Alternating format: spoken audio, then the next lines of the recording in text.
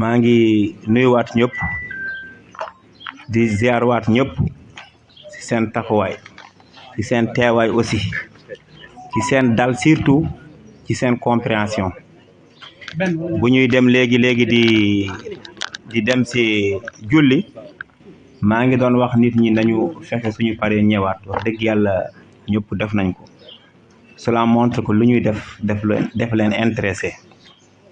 comme ni ngeen nu ñu wax rek le statut des décisionnaires loolu la ñu bëgg a waxtaan nekkul nag li nga xam ne c'est un exposé lu ñu dund la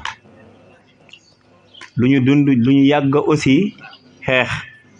lu ñu yàgg aussi décrier peut-être comme nu may wax rek bis temps bu ñu koy yuux peut-être les gens n'avaient pas compris le cas des décisionnaires ñu ngi sant yàlla nag maa ngi remercier aussi au passage mon collègue mon ami Abdou Dieng pourquoi ñun ñaar ñu bokk fii ci plateau bi dafa am lu bari lu ci nekk yàlla def na dans le département de Tivaouane commune de Pire la ville de Pire am 2 secrétaires généraux ñi nga xam ni dañu bokk même dëkk loolu yombul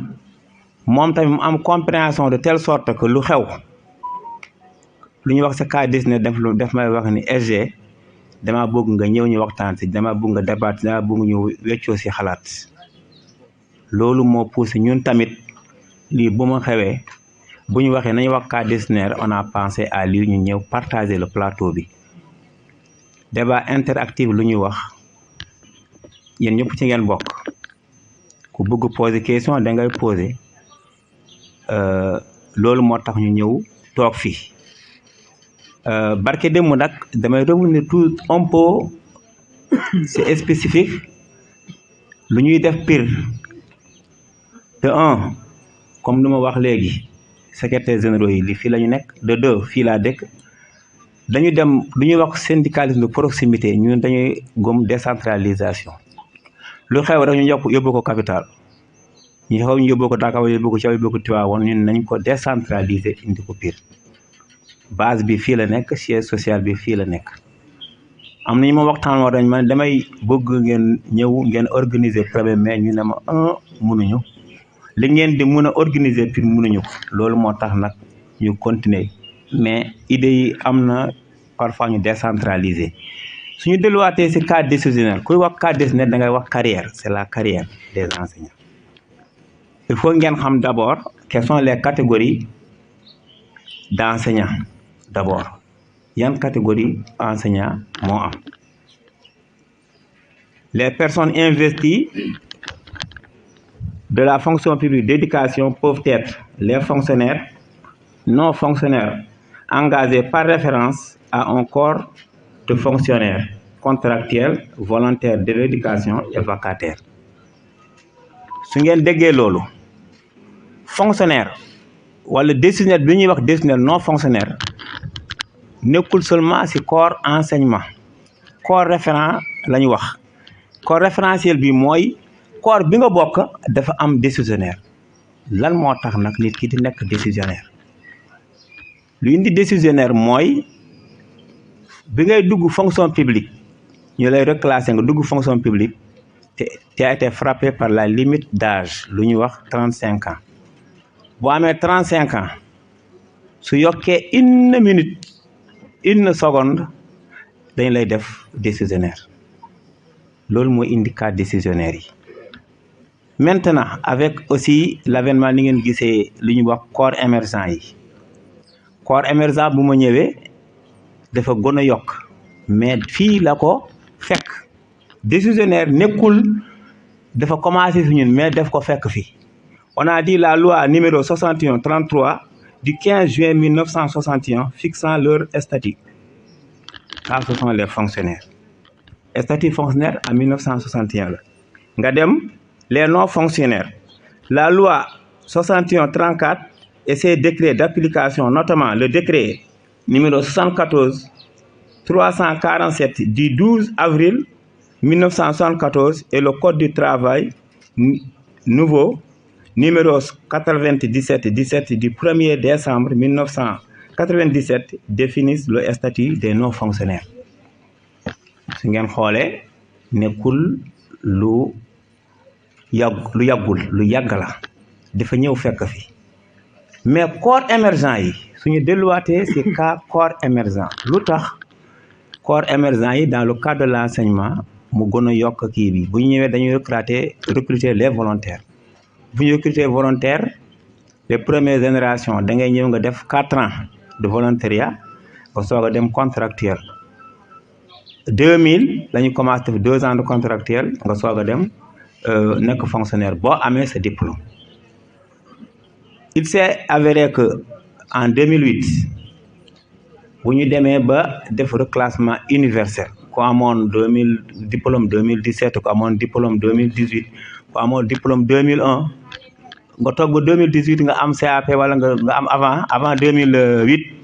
dañuy def reclassement universel.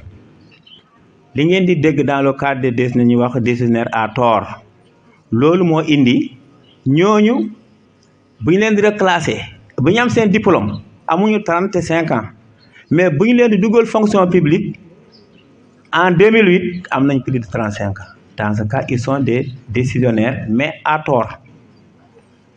loolu mon doyen Abdou Dieng dina ñëw si cas spéciaux yooyu moom lay bàyyi yooyu damay def diagnostic rek après moom ma jokk bu ñëwee ñu nekk décisionnaire bu ñu nekkee décisionnaire ñeneen ñi dañuy toog nga am sa diplôme depuis 2003 comme ni ñuy xam rek diplôme boo amee sa diplôme CAP wala CAP balaa ñu lay set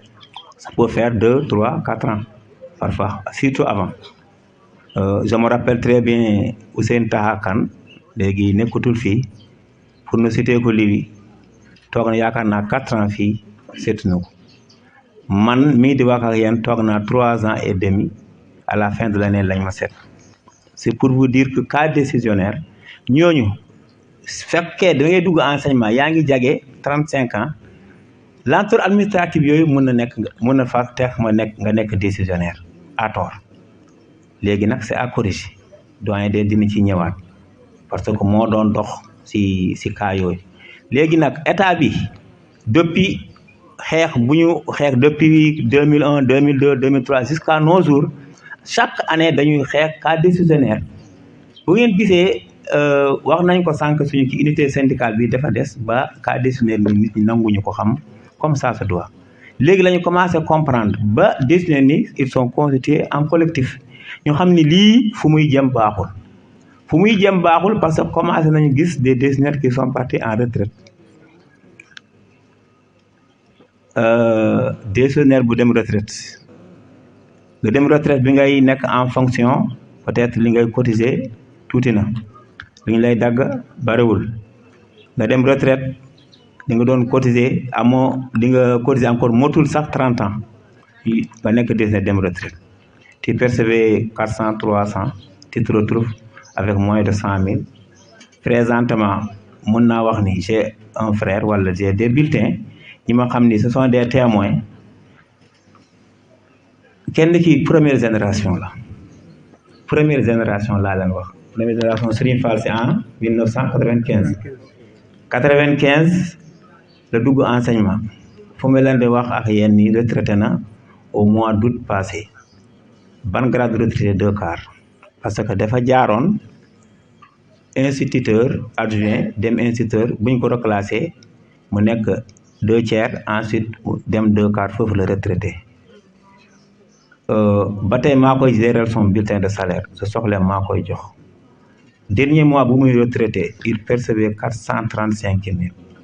parce que dem mu ne ma bulletin bi 110 000 la ci fekk 110 000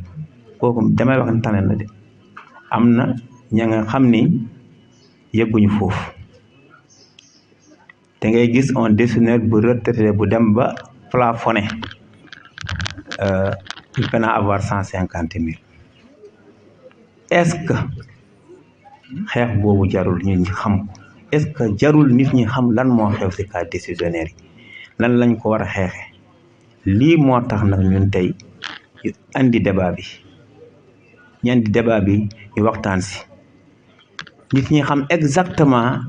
décisionnaire bu dem retraite ak fonctionnaire bu dem retraite bokkuñu certes nag bi ñu nekk en fonction décisionnaire yi lu muy cotiser moo gën a tuuti kooku leneen keneen ki mu muy cotiser de deux encore moom lu muy cotiser il n'a même pas cotisé 30 ans loolu yëpp ce sont des choses yi nga xam ne loolu la ñuy xeex pour état bi mën a corriger ba éradiquer cas décisionnaire peut-être en ce moment bu ñuy wax les jeunes générations ils ont eu de la chance parce que bu on les recrute avant 30 ans ils sortent avec leur diplôme donc avant 35 ans ils seront reclassés mais yu des ci décisionnaires yi yu des dañu bëgg nag ñu demu retraite état bi jàppale ñu ñoom ñu revoir seen cas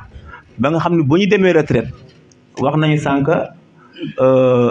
ñu yóbbu leen ba 65 ans optionnel pour ñu mën a cotiser li nga xam ne leen tax ñu am une bonne pension. am na benn anecdote balaa may jox Abdou Dieng peut-être naa revenir bu may retourner bon xawma bon am na yenn ndax boo koy wax xam naa ni jooy mu ngi ci biir c'est triste nit moo dajax man dama yàgg fréquenté papam mu xam ni syndicaliste la mu ne ma tonton Sarr est-ce que sam papa décisionnaire la ma ne ko li ngay laaj lu tax nga laaj mu ne dégg naa décisionnaire suñu fayeeku par 3 mois lay fayeeku et puis lu muy fayeeku motul 100 000 francs ma ne ko lu tax nga laaj loolu man dama bëgg fekkee décisionnaire man ma gën a góorgóorlu pour ëllëg mu jàppale sam papa xam naa nu ma sonnee su ñun suñu demee retraite mën na xaru c'est triste foofu nag lay jeexale jox ko Abdou Dieng mu continuer. Merci beaucoup EG.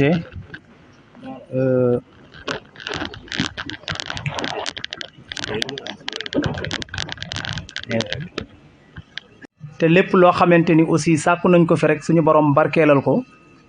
ba li ñu fi waxtaane bu nëg ni déwénee mu nekk dafay souvenir yàlla mën na ko yàlla na ko def ginnaaw bu loolu wéyee ma commencé d'abord di remercier EG Boubacar Sarr ni ma ko faral di waxe rek at yi passé Sarr li ñu boole dafa yàgg c'est depuis Kébémer dama koy wax fu nekk te yaakaar naa ne tey mën naa ko waxaat ndax son premier adjoint mu ngi ci mbooloo mi muy l'actuel directeur de Njukki Pekes Moussa Diouf nga xam ni kii moo njëkk a nekk directeur am bu nu Moussa jógee Ngànnaado ci àll bu sori ba di ñëw CLD day ànd ak Moussa ñëw sama kër foofu laa ko njëkk gisee à Darou Moussi li ñëpp wax si moom rek moom moo si nekk très serviable lijjanti boppam lijjanti jàmbur moo ko gënal te loolu yaakaar naa ne ñëpp mën nañ ko témoigner fii yàlla def ma commencé syndicalisme Darou Moussi ba yàlla def ma ñibbi si Pire fekk ko fi bi ma ko fi fekkee avant Sarr doon ñëw Pire ñi ma fi jiitu manees na koo wax du ma ni syndicat amu fi woon mais le syndicalisme était presque inexistant ici à Pire je pense que doyen Samba Ba mi mu ngi fi doyen Mamoun mu ngi fi li ko redynamiser ba mu toll fii tey yàlla ak moom la ak engagement am ak ñi nga xamante ni ñoom la ñëw ànd fi ak ñoom père Makumba ay ñoom doyen Serigne Fall mais mu nekk nit boo xamante ni soxla jàmbur jaral na ko lu nekk te xam naa si dara parce que syndicaliste la moom syndicaliste la li mu wax rek ñun ay activités mutuelles la ñuy def dañuy liggéeyandoo man ak moom man foo xamante ne dem naa fa man yàlla xam na ni mësuma dem si école mukk en tant que secrétaire départemental du CELS gis fa nit mu xam mu leer ma ni kii militant ODES la du ma wax sax bay wax tudd fa Cakof mësul am ñëpp mën nañ ko témoigner amul kenn ku toog fii ku ni monsieur Dieng mës na ñëw di ma xëcc pour ma ñëw CELS mësul am du ma ko def je ne le ferai pas feneen laay def mais du Pire donc pour vous dire que ni li ñu ne day liggéey te yamale ko ci militant ODES man xam naa ci dara man damay am benn militant mu ne ma EGD sama acte bi génn Sarr moo ma ko yónnee de même que man aussi noonu laay liggéey ak moom il est là donc je pense que ni la carrière des camarades nous incombe d'abord man loolu laa gëm. Bon, pour revenir un peu sur la situation des décisionnaires, il a un peu fait l'historique parce que dañ ko wax sànq dañu ñëw fekk l'administration sénégalaise am ñaari type de travailleurs au niveau de la fonction publique, les agents fonctionnaires et les agents non fonctionnaires communément appelés des décisionnaires. Mais nag ñu bàyyi xel ni décisionnaires yi ñu ngi partout dans l'administration du Sénégal partout ñu nga fa mais nag yàgg na daal ça date depuis des décennies et que j'ai là avec moi la lettre circulaire du 25 avril 1967 que le président Léopold Sédar Senghor avait adressée à son gouvernement d'alors ak secrétaire de la présidence pour leur demander tout simplement que ni il n'est plus acceptable que l'État du Sénégal di octroyer ay rappel de financement wala muy fay ay rappel d'avancement autant pour moi à des agents non fonctionnaires. Donc lettre boobu man bi ma ko amee lire ko liiraat ko donc dama koy tuddee lettre d'alerte mais loolu tey moo gën a taral situation bi nga xamante ni enseignants décisionnaires yi ñu ngi koy dund. Mais qui est décisionnaire et comment il est devenu décisionnaire wax na ko sànq peut-être dama si laalaat tuuti. Le décisionnaire dans le système éducatif à l'époque dafa ñëw rek wax ci 35 ans yi mais bien avant l'âge de la retraite di nekk 60 ans autant pour moi dafa nekkoon à 55 ans je pense. Mais à l'époque il fallait que nga am diplôme avant 30 ans pour espérer être intégré la fonction publique. Mais au-delà de 30 ans à l'époque statut dañuy dugal dans le corps des non fonctionnaires boo amee woon 30 ans plus un jour tu deviens agent non fonctionnaire donc de la fonction publique ñu lay wax décisionnaire. Loolu moo amoon di wéy di amoon di wéy mais bi ñu demee aussi ba nga xamante ni en 1995 État indi na le recrutement des volontaires de l'éducation. Volontaires yooyu nit bu nekk nag yàlla defoon mu ngi woon ci biir il y avait les maîtrisards les licenciés les bacheliers ak ñi nga xamante ne ay BFEM la ñu am ñëpp ñu nekkoon ay sénégalais yoo xamante ni li indi woon système volontariat bi mooy à l'époque gis nañ ni le taux de scolarisation était trop bas et maintenant pour relever ce taux de scolarisation l'État avait procédé à un recrutement des volontaires de l'éducation en 1995 les premières générations nga xamante ni dañoo ñàkkante woon bàyyi université bàyyi yeneen métier pour ñëw servir seen réew tey ñooñu mën nañu wax ni am na ci ñoo xamante ni tey dem nañ retraite am na ci ñoo xamante ni ay décisionnaires lañu am na ci ñoo xamante ni ay fonctionnaires lañu. Cette première génération deuxième troisième mën naa ne les 4 premières générations ñoom ñëpp ku ci amoon diplôme tu as été reclassé décisionnaire. Oui ku ci amoon diplôme tu as été reclassé décisionnaire parce que état bi daf ni volontaire maître contractuel professeur contractuel ñoom ñëpp avec le diplôme professionnel il devient des décisionnaires. Mais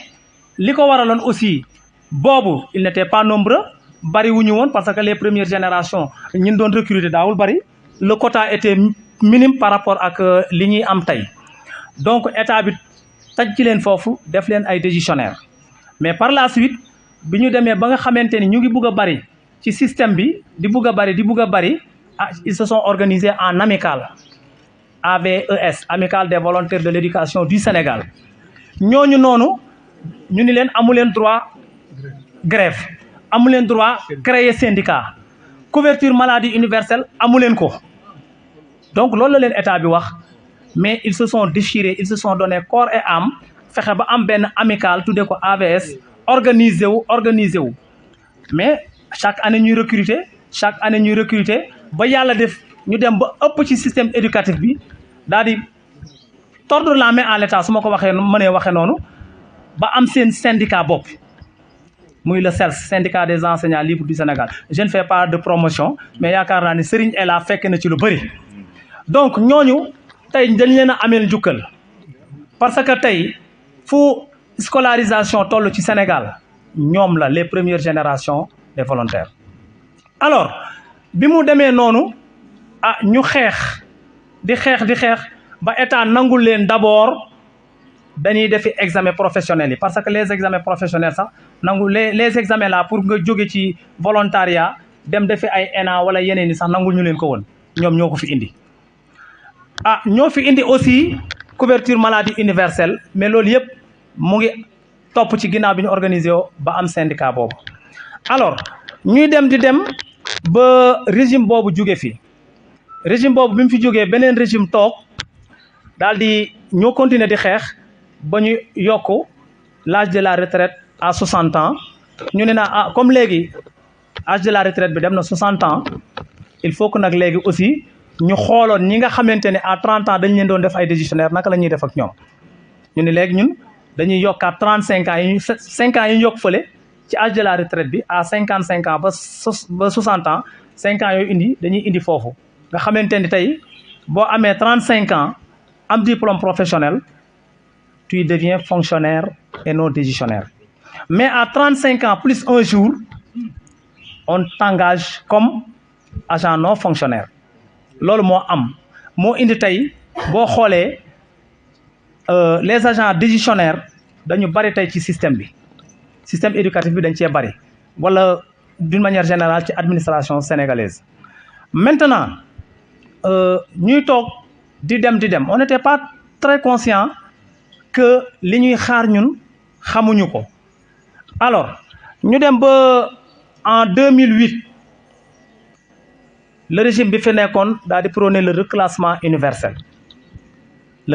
universel ci corps émergent yi la jógee parce que traîné nañu leen lu yàgg doog leen a permettre ñuy def leur examen ku ci def examen professionnel ba jàll ko au lieu que ñu jël en compte l'année d'obtention du diplôme soo ëppalee 35 ans à la date d'intégration dañ leen naan on te reclasse décisionnaire alors que yow ba ngay am sa diplôme professionnel que ça soit le CEAP ou le CAP tu n'avais pas encore atteint les 35 ans te alors à 35 ans juste sax on doit prendre en compte l'année d'obtention du diplôme waruñu la def décisionnaire mais EG wax na ko à cause des lenteurs administratives et des lourdeurs administratives da ngay am sa diplôme à moins de 35 ans et man personnellement fu ma dem ci débat bu mel nii je prends mon propre exemple parce que Abdou Dieng qui est né en 73 diplômé en 2001 autant pour moi en 2004 donc c'est 31 ans alors bari na fi ay cas yu mel noonu et à 31 ans l'État m'a fait attendre 5 ans sama acte soog a génn ñu engagé ma comme agent décisionnaire donc c'était pas rétroactif jëluñu woon en compte l'année d'obtention du diplôme c'est-à-dire en 2004 et en 2008 j'avais 34 ans 6 mois donc loolu dinañ ci wax mooy les décisionnaires à tort type de décisionnaire boobu nga xamante ni tey dafa nekk une injustice inéquité de traitement kooku dañu ni dañ koy corriger mais mu am beneen agent boo xamante ni il est diplômé après 35 ans ki nga xam ne dañu diplômé après 35 ans il est régi par des textes le décret 74 347 du 12 avril 1947 c'est ce décret-là que l'on applique à ces agents-là non fonctionnaires diplômés après 35 ans c'est ce décret 74-là parce que dafa am ñaari décret il y a le décret 74 347 du 12 avril 1974 et le décret 2006 392 qui date de 2006 ce sont ces deux décrets-là yi nga xamante ne tey ñoom la ñu war a réviser waat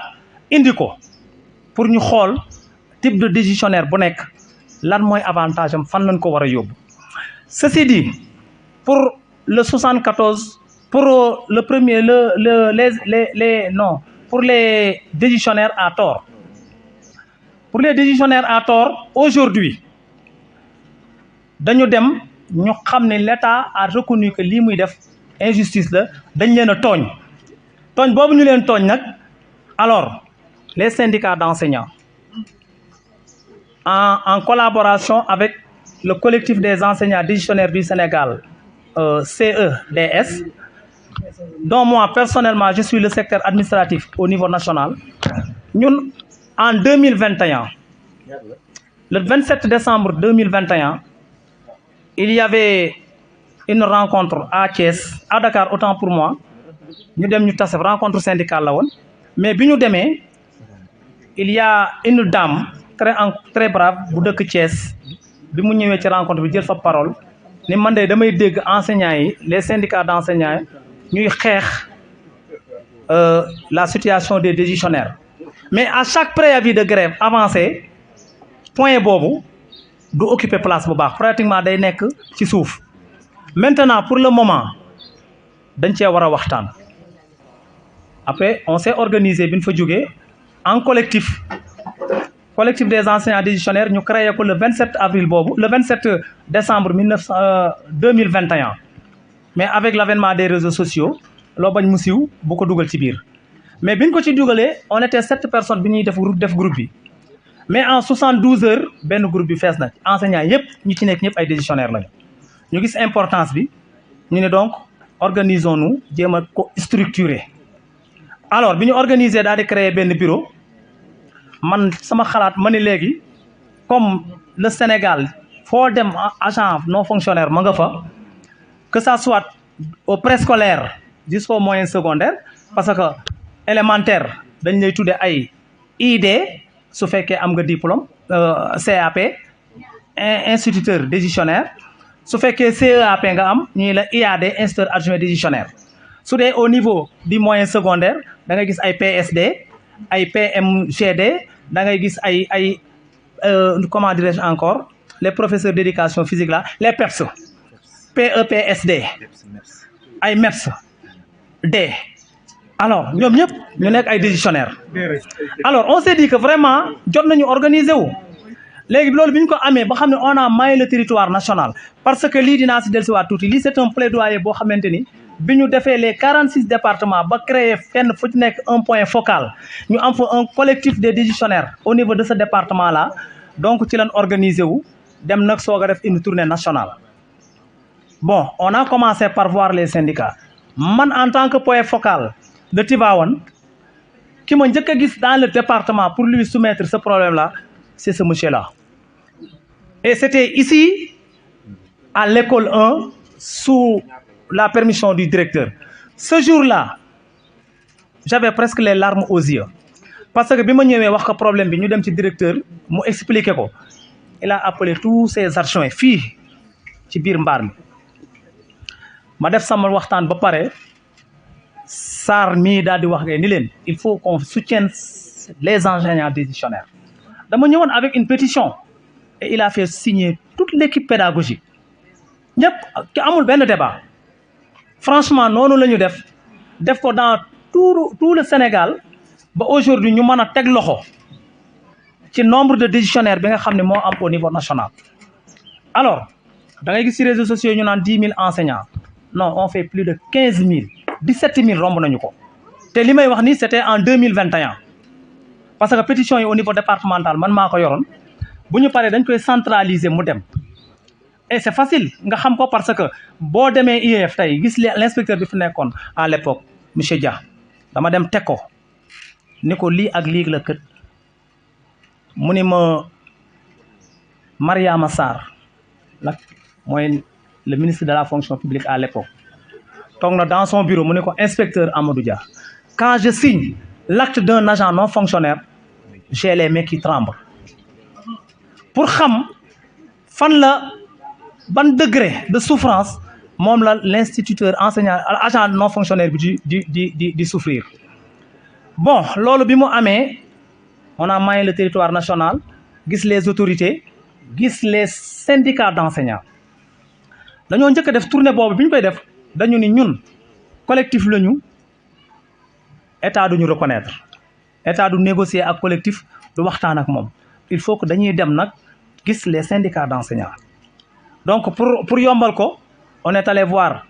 les secrétaires généraux du G7 et du G20 à l'époque coordonné par Feu Gougne Niang ñu dem ba siège am waxtaan ak moom mu jël affaire bi porté ko ñu dem G7 Souleymane Diallo nekkoon coordonnateur ba ñu waxtaan ak ñoom ñu jël ko mais nag combat boobu nañu ko waroon a mënee dëgg dafa des loolu moo tax ba nëgëni si problème bi des y a des avancées nag certes wax dëgg yàlla def nañ ci lu bëree bëri te ba léegi ñu ngi continuer avancées yi dinaa si ñëw bon loolu bi mu amee ñu def loolu ba pare feu maître Khoureychi Ba defe naa moo décédé temps yële si gannaaw il nous a reçu dans son cabinet ñu waxtaan ak moom sur le plan juridique naka la ñuy mën a def mu accompagner ñu xelal ñu daal di ñu ni léegi il faut que ngeen constituer un document boo xamante ni bu ngeen dee dem ci kilifa da ngeen koy jox document boobu c'est par la suite avec le G7 la CNTS le G20 et la COSYDEP de Cheikh Mbow ñu organiser un forum de 3 jours benn panel d'échange de 3 jours au niveau de la CNTS et bi ñu génnee foofu voilà ce document qu'on appelle plaidoyer en faveur du corps des non-fonctionnaires décisionnaires lii la ñu jël et dans ce plaidoyer on a fustigé toute la souffrance tous les problèmes que vivent ces agents-là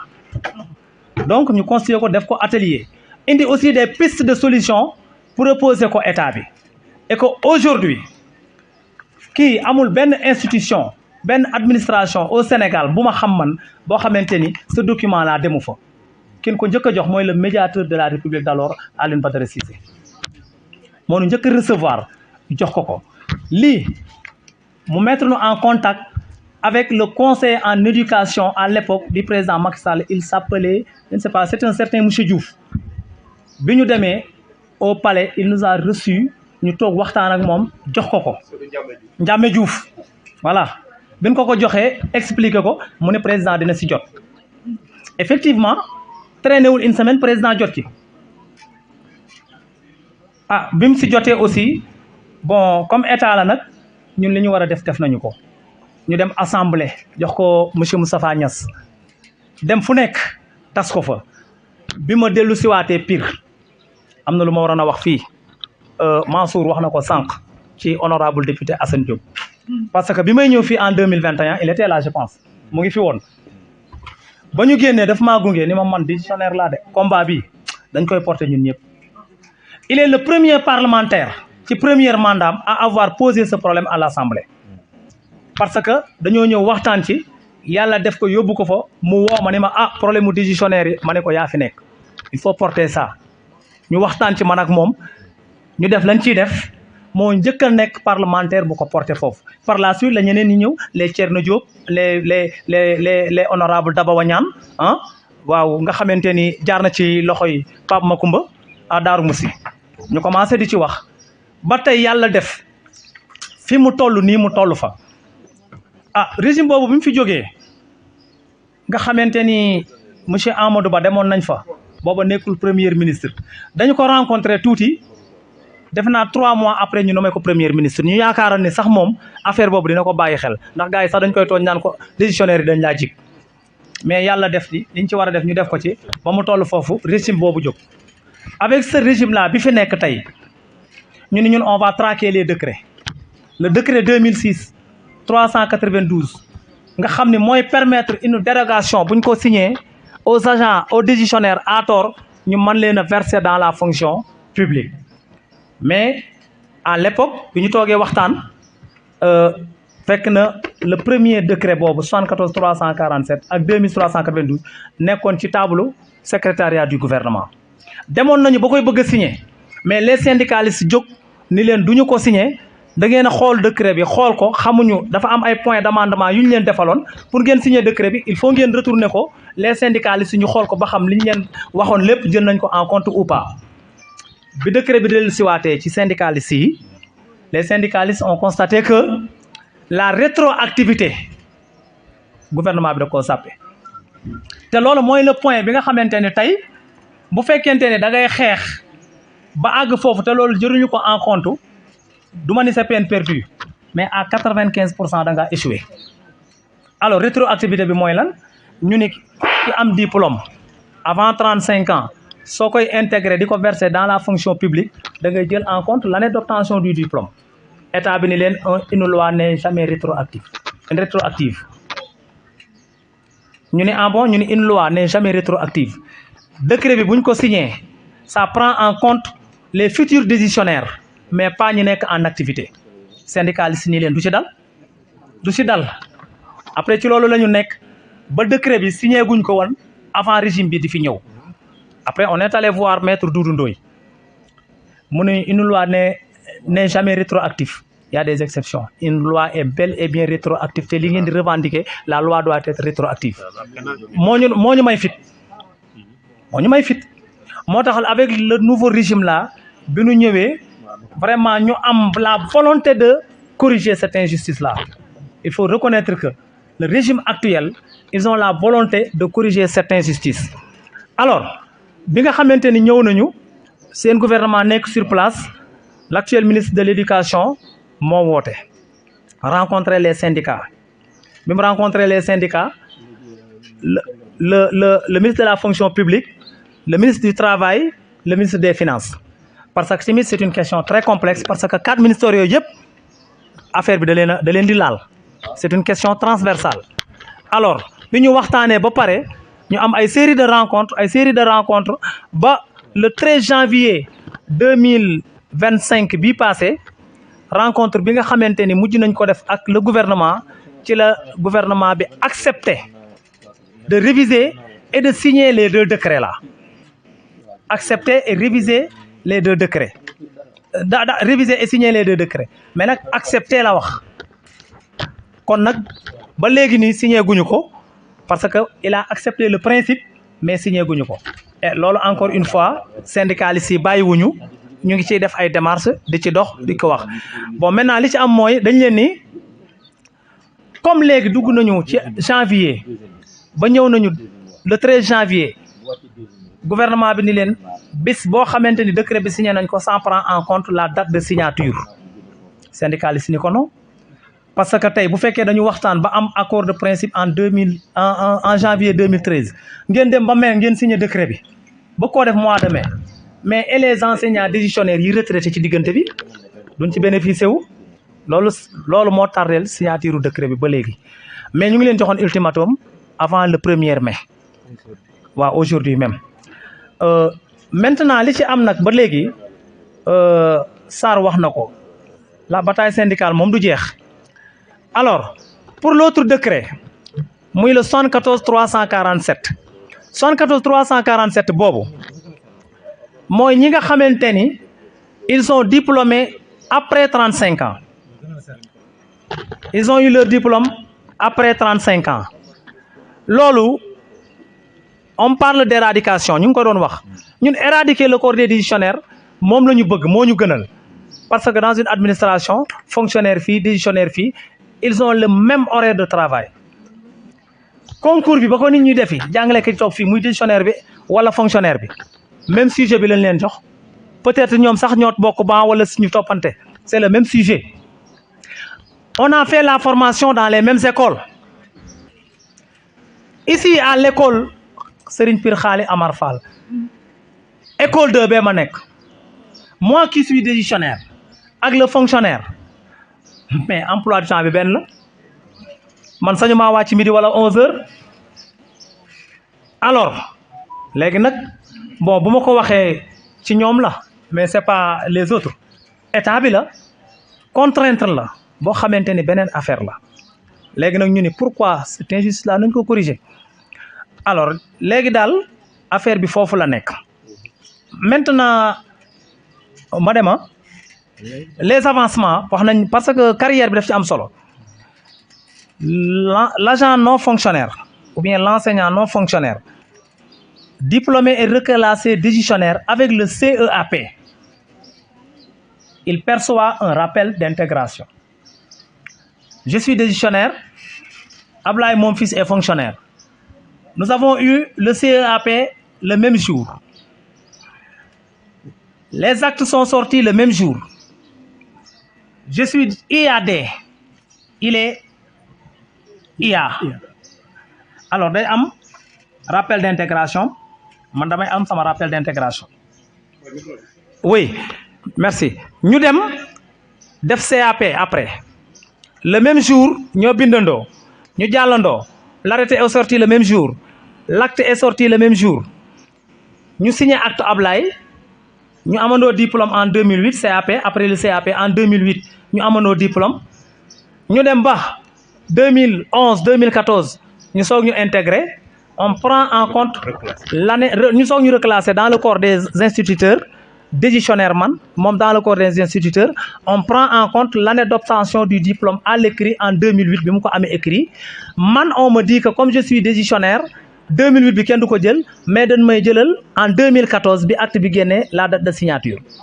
oui et bu ma nekkee woon ñu tolloo woon grade IA 2 quarts la woon man je suis IA des 2 quarts man je à partir de 2015 bi acte bi génne on met ID 2-1 au bas de l'échelle damay recommencer pourquoi may recommencer moom en tant que IA 2 quarts ñu jëlee ko en compte 2008 plus les 40% d'ancienneté dans le corps des IA day conserver mu ko yóbbaale 40% d'ancienneté am après en 2008 de 2008 à 2015 tous les 2 ans c'est à peu près 3 avancements il peut devenir IP man je reste ID 2-1 à la date en 2015 et puis il bénéficie encore d'un autre rappel avec le CAP man 0 oui c'est ça noonu lay demee alors c'est écœurant loolu nag nga di ko dund nekk dans une école doo wax pour nga compétir les postes de responsabilité tu peux même enseigner un élève au CM2 élève bi dem ba am bac génn def crème ñëw fekk la ci école bi 2 ans 3 ans bu ngeen compétir poste de direction doo laal dara c'est comme ça donc injustice boobu nag tey moom la gars yi jóg taxaw ni c'est à réparer beneen bi pour ñi nga xamante ni dañoo am diplôme après 35 ans dañu am diplôme après 35 ans ñu leen di tuddee des décisionnaires de fait am na ñu naan des vrais décisionnaires parce que mon cas dañu ni def ay décisionnaires mais c'est une injustice à réparer ñeneen ñi ñu ne ay décisionnaires lañu parce que am nañ diplôme après 35 ans on parle d'éradication dañoo bëgg ñu éradiquer le corps des décisionnaires dans le système mais état bi fi mu jàpp il dit que il est impensable de parler d'éradication nañ ko waxee nag parce que nit it booy wax ak moom da ngay wax li nga xamante ne moo nekk parce que état bi nee na il est impensable de parler d'éradication du statut des décisionnaires parce que nekkul kese ci système éducatif bi c'est partout dans l'administration du Sénégal bu nu nee dañ koy éradiquer du mën a nekk ñu ne kon qu'est-ce qu'il faut faire et les syndicalistes jóg ni leen dañuy attaquer on va traquer le décret 74 347 ngeen réviser ko loolu ci la accord de principe boobu ci nu jubóo mais quel serait l'avantage de ces agents-là ayant diplômé après 35 ans voilà ñu ni foofu dañu ni ki nga xam ne am na diplôme après 35 ans avec la révision et la signature du décret 74 347 dinaan am ay bénéfices lu ñu amee bénéfice dama am diplôme après 35 ans ñu reclassé ma parce que ñi ma ci xam man bi ñu leen reclassé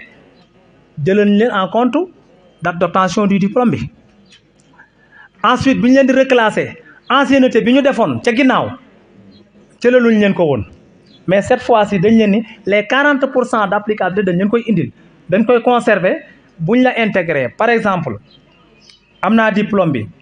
en 2003 mais agent décisionnaire là de fait parce que j'avais plus de 35 ans ñu intégré ma buñ ma intégré en 2007 jëlaluñ ma woon à 100% l'ancienneté requise cette fois-ci état bi dafa juboo ak ni dina ko jël en compte 40% bi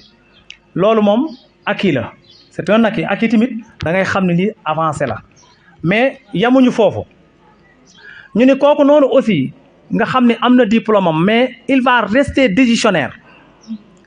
bu fekkee dem nañu bay harmoniser système de retraite bi kooku la ñuy privilégier ci agent bi nga xamante ni dañ ko reclassé woon à tort kooku dañ koy privilégier comment état dina jël en compte 5,6% yi mu doon cotiser à l'IPRES parce que le décisionnaire il cotise à l'IPRES le fonctionnaire cotise au Fonds national de retraite FNR alors 5,6% le décisionnaire bi di cotiser fonctionnaire bi cotiser 12% li ci des pour le fonctionnaire état moo koy complété ba mu mat 20% loolu moo koy permettre s'il a fait 30 ans de service mu mën a am une pension complète en tant que fonctionnaire.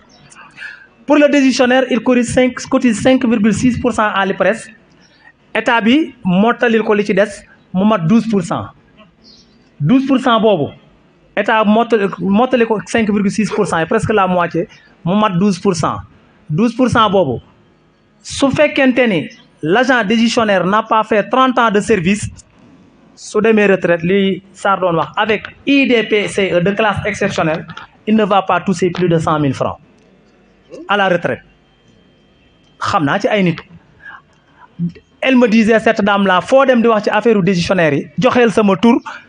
bon laa dëkk man ak ñoom Amidou Diédhiou ñoo jàngandoo ñoo nekkandoo je suis à la retraite en tant que instituteur décisionnaire principal de classe exceptionnelle 100 000 francs yu manqué laay touché par ma pension billahi wallahi te loolu kon ñu xam ni lu metti la maintenant nag xeex moom fi lañ ko fekk fi lañ koy bàyyi parfois da ngay toll foo xamante ni sama directeur day wax ni l'État est un monstre froid négociation syndicalisme du ci am dara dañoo romb la phase négociation application la ñu wax te foofu la ñu toll ñun parce que état mënu la jox aval ba pare nekk fi di def dilatoire mais nag ñaari point yooyu ci décret bi ginnaaw bi ma accepté principe bi ba régler ko ñun dañ ko ne aussi am na yeneen point yu ci nekk comme agent yooyu noonu yow yaa leen tardeel ba ñu toll fii nga xamante ni tey IPRES boo fay cotiser parce que tamit agent décisionnaire bu nekk tey comme fonctionnaire bi war nga jéem a def nga s'enquérir de la situation de tes cotisations bu dee décisionnaire bi à l'IPRES et on a eu la chance ici à Pire d'avoir un homme boo xamante ni mu ngi IPRES il suffit nga woo ko envoyé ko sa carte d'identité mu vérifier la ba xam ñu ngi la doon verser ou pas muy Pape Cheikh Ndiaye barki dem rek devant Adama Diop ñu ngi ciy waxtaan. kon loolu aussi dama koy jox comme information ku fi jógee nekk agent décisionnaire tu prends langue avec Pape Cheikh dina la expliquer ni ngay def pour xool ba xam yow étant volontaire étant MC ndax état mi ngi la doon verser say cotisations à l'IPRES parce que bu ko deful doo am chance pour am une pension complète ak dérisoire ni mu defee nii à la retraite loolu aussi ñu bàyyi ko xel parce que ça se calcule en termes de points pour l'agent non fonctionnaire ça se calcule en termes de points c'est trop technique c'est pourquoi ku ci nekk war nga jël say devant di ko xool te ñu ñaan yàlla balaa ñuy àgg foofu loolu jeex. Alors l'allongement de l'âge de la retraite à 65 ans doyen Serigne wax na ko sànq ñu ngi ci waxtaan bi ak le gouvernement accord de principe joxe na ko de manière optionnelle il est allé même jusqu'à dire que 62 ans yi daal mën na ko mais syndicats yi ne leen ko noonu et que aujourd'hui avec le front syndical des centrales yi nga xamante ni ñu ngi ci 1er mai bi ñoom il demande la généralisation de l'allongement de la retraite à 65 ans le front syndical dañu ni généralisation de l'âge de la retraite à 65 ans ñoom loolu la ñu wax parce que dans d'autres pays bon moins développés que le Sénégal ñu ngi koy def en tout cas foofu moom peut-être mënuñu wax lépp mais de manière ramassée situation bi foofu la temps bi mu ngi dem am na peut-être des préoccupations ak des waaw des na beneen point l'harmonisation ma wax ko foofu l'imputation budgétaire merci monsieur Dieng Ndiaga Matar parce que l'imputation budgétaire aussi le décisionnaire il souffrait surtout quand il est parti à la retraite naka ngay mën a ñëw jariñ sa réew pendant 30 ans plus de 30 ans bi nga xamante ni yow sa doole wàññeeku na la nga daan am en activité boo demee retraite mënatoo koo am nga dem retraite état bi ni la imputation budgétaire bokkatoo ci mais yow en tant que agent à la retraite moment boobu nga koy gën a soxla sa njaboot ñu ngi la wër mais agent bi ni la état bi ni la imputation budgétaire bokkatoo ci les syndicalistes restent catégoriques là-dessus imputation budgétaire doonul lu ñuy négocier la ñu wax dañ koy généraliser comme l'agent fonctionnaire bu demee retraite l'agent non fonctionnaire bu demee retraite day bénéficier toujours de l'imputation budgétaire là c'est des questions nouvelles yoo xamante ni syndicalistes yi dañu ni dinañ ci continuer di wax mais ce qui urge pour l'heure c'est la révision et la signature des 2 décrets ñoom loolu lañ ni mooy li urgent alors mu mel ni kon dañu reconnaître que ni aussi maa ngi ñëw ñu reconnaître que ni aussi y a des avancées mais lutte syndicale ne se termine jamais parce que tout point satisfait fait rebondir d'autres points de revendication John la caisse de sécurité sociale la caisse de sécurité sociale et l'IPRES xam nga ñun nous percevons nos allocations au niveau de la caisse de sécurité sociale dañuy exiger à ce que ñu ni ko defal ñu ko suñu bulletin de salaire parce que loolu moo ñu arrangé loolu moo gën maintenant cette caisse de sécurité sociale nga xamante ni foofu la agent non fonctionnaire bi di jëlee allocation familiale am par trimestre c'est cette caisse qui souffre parce que la caisse a été victime d'un détournement de plus de 8 milliards l'année dernière. Oui, 8 milliards. Alors, lan moo tax suñu yoon nekku ci et nous on est victime parce que les allocataires de Tivaouane, les agents décisionnaires du département de Tivaouane et au niveau national le détournement de plus de 8 milliards. Et puis bi muy dem ci réseaux sociaux yi koo dem ci moom en tant que agent de la caisse nga laaj ko mu ne ma loolu ci yow laa ko déggee man je me suis déplacé dem ba Thiès j'ai rencontré le chef d'agence ma ko laaj mu ne ma loolu yaa ma ko wax ma ne ko de source sûre avant ma fay jógee dàq nañu ñaari agent yoo xamante ni ci caisse bi la ñuy nekkuñu caisse de sécurité sociale bu Thiès mais au niveau national dàq nañ ci ñaari agent je me réserverai de taire leur nom wallahi azim.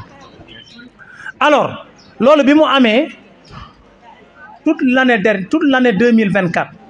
premier trimestre deuxième ñun on se peinait à percevoir nos allocations ici à Tivaouane. Alors ñu entamé ay démarches avec l'inspecteur bi fi nekkoon mu def moom li mu mën a def ba fi mu mën a yem parce que moom son rôle mooy engager les états jox l'agent assermenté mu dem à la caisse de sécurité sociale ñu jox ko carton yi mu indi mais su fa xaalis amul mënu ko et ñun nous nous sommes organisés dem gis les autorités locales bi inspecteur télé on est allé voir le préfet dans son bureau il a appelé le gouverneur ne ko les enseignants de Tivaouane sont là et ils sont au bout de leur souffle li ñuy réclamer mooy ñu jox leen seen allocation familiale yi sous forme de rappel le gouverneur ni ko maa ngi lay revenir je suis resté 30 minutes dans le bureau du préfet revenir ko ma ne ko préfet maa ngi dem maa ngi ñëwaat. Donc pour vous dire que ni démarche yooyu ñoo ngi koy mëne ba bi ñu koy fay dañoo rappel 2 trimestres yi bàyyi benn bi aujourd'hui en 2025 xam nañu premier trimestre bi janvier février mars jeex na nous sommes aujourd'hui le 1er mai 1 mois encore de retard mu ngi fi allocation yi gisaguñu ko man je me suis renseigné au niveau national et fii may waxee ak yéen y a que 3 IEF ñoo fayagun Saint-Louis Louga ak Matam les 3 IEF ñoom ñoo fayagun les allocations familiales donc pour vous dire que ni il y a problème nañu ko wax mais il y a problème maintenant comment faire pour que problème boobu mu jóge fii il suffit tout simplement de nous donner la main unité syndicale cette unité syndicale là tant que amul mënuñoo am li ñuy wut bien vrai que il y a des points satisfaits avancé dañ koy nangu mais nag des boobu mu des nag ànd dong moo ñu koy may parce que avec ce gouvernement là wala un état ba xam ni sës nga da ngay jóg nag wane sa bopp. Alors wax na ko sànq un enseignant peut être décisionnaire sans le savoir mais pour mu yomb ku télécharger sa bulletin sous le matricule boo gisee NF par référence tu es agent décisionnaire. C'est facile, c'est très facile. Souffrance bi ngay souffrir nag boo retraité de classe exceptionnelle mënoo am 100 000 francs kon 2/4 bi muy wax nii mu retraité fu mu jëm ak la vie fi mu toll tey.